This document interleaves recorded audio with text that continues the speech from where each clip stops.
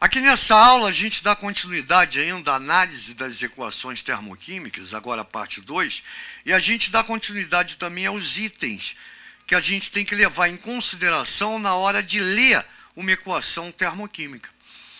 Então, número 5 eu coloco, sabendo que o ΔH, variação de entalpia, varia em função da temperatura e pressão, é necessário indicar em quais condições a reação ocorreu. E aí continua. Caso não seja dado, é porque o ΔH foi medido nas condições padrão. E quais são essas condições? Temperatura 25 graus Celsius, ou, somando a isso, 273, eu tenho a temperatura em graus Kelvin. E uma atmosfera. Então, isso aqui, caso não venha dado, você já sabe, tá, que está embutido, que são as condições padrão.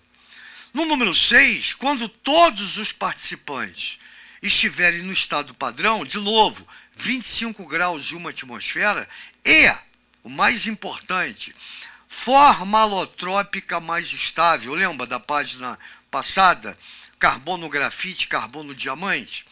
Então a gente vai ver nesse quadro que eu coloco aqui, como é que a gente analisa essas formas alotrópicas mais estáveis. Então, nessas condições, a variação de entalpia é indicada por ΔH0, tá? Que é a variação de entalpia da condição padrão. E para terminar, o número 7, e aí começa a coisa mais importante. Lembra que na página passada a gente falou no item 3 que caso a gente inverta a reação original, o ΔH muda de sinal, o valor do ΔH muda de sinal.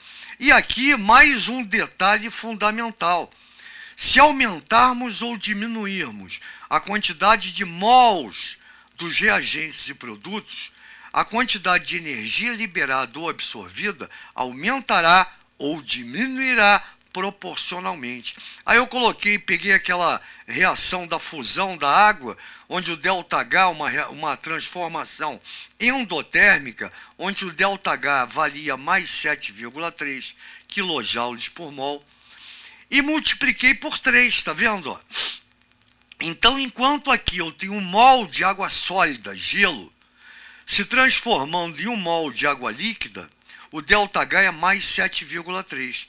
Se eu coloco 3 mols de gelo se transformando em 3 mols de água líquida, nota que o valor do ΔH, ele também triplica. Se eu tripliquei, ele triplica. Se eu dobrei, ele dobra. Se eu dividir por 2, ele vai ser dividido por 2.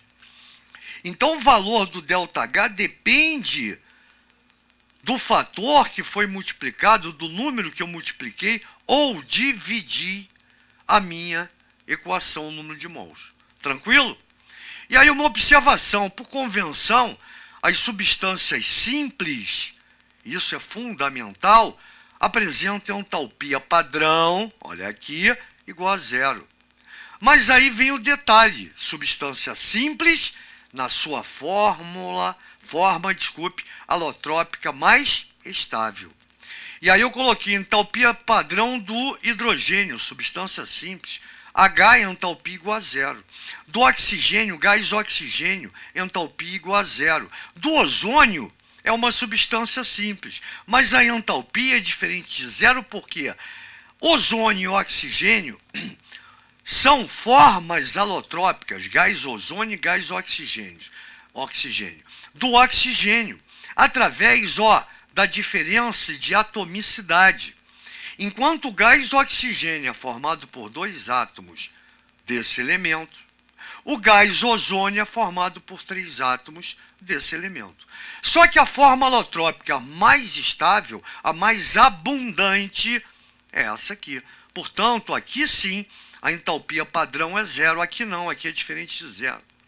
Mesma coisa naquele papo do grafite e do diamante.